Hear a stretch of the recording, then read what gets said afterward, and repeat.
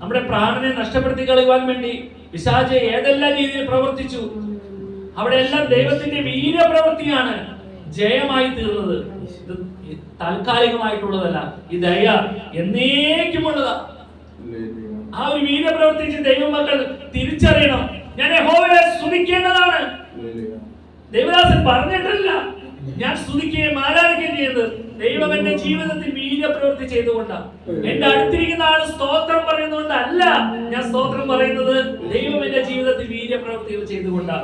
പിന്നെ പറയുകയാണ് അവന്റെ സ്തുതിയൊക്കെയും ആർ വിവരിക്കും. നമുക്ക് വിവരിക്കാൻ കഴിയില്ലേ? നമുക്ക് തിരിച്ചറിയാൻ സാധിക്കില്ലേ? ഞാൻ ദൈവത്തെ സ്തുതിക്കുന്നത് ദൈവം നമ്മുടെ ജീവിതത്തിൽ ചെയ്ത വീര്യപ്രവൃത്തികൾ ഓർത്ത് ഞാൻ ദൈവത്തെ സ്തുതിക്കുക. അതെന്താ സ്തോത്രയാഗം, അത് അർപ്പിക്കുമ്പോൾ ദൈവത്തിന് മഹത്വം അർപ്പിക്കുക, ഇതങ്ങ് വിവരിക്കുക.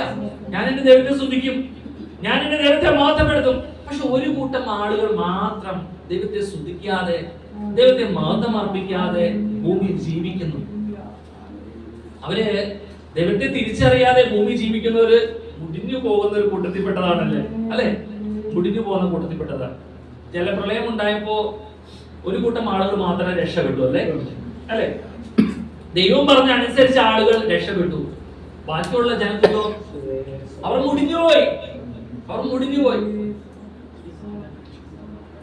ഇന്ന് നാം തിരിച്ചറിയണത്, ഈ ഭൂമിയിൽ ജീവിച്ച് അങ്ങനെയൊന്നും മുന്നോട്ട് പോയതൊരു കാര്യമില്ല.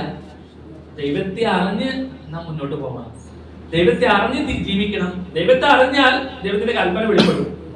കൽപ്പന പ്രകാരം നാം ഭൂമിയിൽ ജീവിച്ചാൽ, എന്നെ കേൾക്കുന്ന പ്രിയമുള്ളവരെ, നാം മുടിഞ്ഞു പോവുകയല്ല. ആമേൻ. നാം കർത്താവിനോട് കൂടെ കർത്താവിന്റെ സന്നിധിയിലായിരിക്കും. പക്ഷെ മുടിഞ്ഞു പോകുന്ന ഒരു കൂട്ടൻ എന്ന് പറയുന്നത് ദൈവത്തെ തിരിച്ചറിയാതെ, ദൈവത്തെ തള്ളിക്കളഞ്ഞ്, ദൈവത്തെ പരിഹസിച്ച്, ഈ കൂട്ടരെ വിളിക്കുന്ന പേരെന്താ? പാപികൾ. പാപികളെ വായിക്കുന്നത് വായിച്ച് 104 സങ്കീർത്തനം 35 വായിക്കും.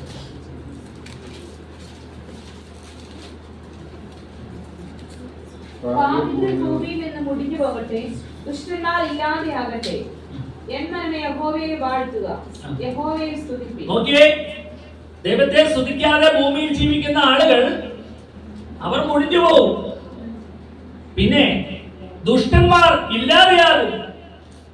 പക്ഷെ ദൈവത്തിന്റെ വചനത്തിലൂടെ ദൈവത്തിൽ എന്താ പറയുന്നേ? ദൈവത്തിലൂടെ എന്താ പറയുന്നേ? ഇത് അപ്പുറത്തിരിക്കുന്ന ആളാണോ പറയണേ? നമ്മളോട് ഇത് കണ്ടിട്ട് ഒരു കൂട്ടം ആളുകൾ ദൈവത്തെ തള്ളിക്കളഞ്ഞ്, ദൈവത്തിന് വേണ്ട തക്ക മാത്രം അർപ്പിക്കാതെ ഭൂമിയിൽ ജീവിക്കുമ്പോ നമ്മളോട് ദൈവം എന്താ പറയണേ? നമ്മളോട് തന്നെ പറയുക, എന്മനമേ. ജോസേനോടല്ല, അല്ലെങ്കിൽ വരീസേനോടല്ല, നിഖിലിനോടല്ല, എന്തോ എടാ, നീ ഒന്ന് ആരാധിക്ക്, നീ സ്തോത്രം ചെയ്യ്, നീ നിന്നോട് തന്നെ നന്ദി പറയും. ദൈവത്തിന്റെ ജീവിതത്തിൽ വീര്യപ്രവൃത്തി ചെയ്തിട്ടുണ്ടെങ്കിൽ പറയാണ്, യഹോവയെ സ്തുതിപ്പി.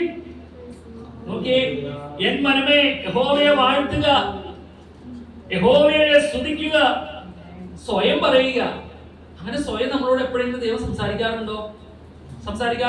സ്വയം സ്തോത്രം പറയണം, കർത്താവേ സ്തോത്രം എന്ന് പറയാറ് നമ്മളോട് സംസാരിക്കും ദൈവം, അല്ലേ? പക്ഷെ ഒരു കൂട്ടം ആളുകളോ തിരിച്ചറിഞ്ഞിട്ട്, മനസ്സിലാക്കിയിട്ട്, പിന്മാറ്റത്തിലേക്ക് പോയിട്ട് അവര് ദൈവത്തിന് ഹിതമല്ലാതെ ജീവിച്ചതുകൊണ്ട് പാപികളായി തീർന്ന് ഭൂമിയിൽ മുടിഞ്ഞു പോവുക. ഒരു പാപി മരിക്കുമ്പോൾ സ്വർഗം സന്തോഷിക്കുമോ? സ്വർഗം സന്തോഷിക്കില്ല. പക്ഷെ ഒരു ഭക്തന്റെ മരണം യഹോവയ്ക്ക് വിലയേറിയതാ. ആമേൻ. പാപിയുടെ കുഴപ്പം എന്താണെന്നറിയോ? പാപിയുടെ കുഴപ്പം അത് മുടിഞ്ഞു പോകുന്നു പറയാൻ കാരണം എന്താണെന്നറിയോ? നരകത്തിലേക്കാ പോകുന്നത്. ദൈവം ഒരുക്കിയിരിക്കുന്ന ശ്രേഷ്ഠതയിലേക്ക് അല്ല അവര് പ്രവേശിക്കുന്നത്, നിത്യ നരകത്തിലേക്കാ പോകുന്നത്. അതുകൊണ്ടാണ് മുടിഞ്ഞു പോകുന്നെന്ന് പറയുന്നത്. അങ്ങനെ മുടിഞ്ഞു പോയ ആളുകൾ വല്ല ഗുണമുണ്ടോ? അവരെ കുറിച്ച് ആളുകൾക്ക് വല്ല സന്തോഷമുണ്ടോ? പിന്നെന്താ പറയണേ? ആ ദുഷ്ടം തീർന്നു എന്നാ പറയുന്നത്. ദുഷ്ടന്മാർ ഇല്ലാതെ. പക്ഷേ ഒരു ദൈവത്തിന്റെ പൈതലിനെ സംബന്ധിച്ചിടത്തോളം അവൻ ആനന്ദങ്ങളോട് പർദീസയിൽ അനാശ്വാസം കൈക്കൊള്ളുകയും ദൈവത്തെ സ്തുതിക്കുകയും ചെയ്യുന്നു. ആമേൻ. അവൻ എന്ത് ചെയ്തുകൊണ്ടിരിക്കുക? അവന്റെ വീര്യപ്രവൃത്തികൾ ഓർത്തു, അല്ലെ? ദൈവത്തിന്റെ വീര്യപ്രവൃത്തികൾ ഓർത്ത് ആമേൻ ദൈവത്തെ സ്തുതിക്കുകയും സ്തോത്രം ചെയ്യും. അപ്പം മക്കളായ ഞാനും, അതിപ്പോ ഞാൻ എന്റെ അമ്മ മുഖാന്തരമുള്ള ഞങ്ങൾ വിശ്വാസത്തിലാണ്. നമുക്ക് എല്ലാവരും തിരിച്ചറിയണം, ഇന്ന് ഞാനിങ്ങനെ ദൈവത്തെ സ്തുതിക്കുന്നുണ്ടെങ്കിൽ എന്റെ ജീവിതത്തെ, എന്റെ മാതാപിതാക്കളുടെ ജീവിതം ദൈവം ഒരു വീര്യപ്രവൃത്തി ചെയ്തു. അല്ലെ? അതുകൊണ്ടല്ലേ എന്റെ കുഞ്ഞുമക്കളും ഇപ്പോഴും വിശ്വാസത്തിൽ വളരുവാനൊക്കെ ഇടയായി തീർന്നത്. ദൈവം നമ്മുടെ ജീവിതത്തിൽ വീര്യപ്രവൃത്തി ചെയ്തുകൊണ്ടാണ്. ദൈവം നമ്മുടെ ജീവിതത്തിൽ വീര്യപ്രവൃത്തി ചെയ്തില്ല എങ്കിൽ തലമുറകളെ ദൈവം നഷ്ടപ്പെട്ടു പോകും, തലമുറകൾ കൈവിട്ടു പോകും.